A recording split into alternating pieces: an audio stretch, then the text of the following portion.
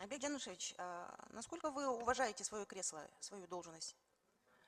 Вы сегодня пришли как на праздник в любимом цвете галстука, как у президента Америки, да?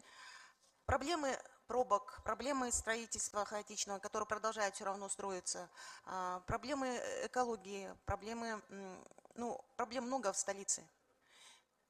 Я не вижу ни одного решения вопроса.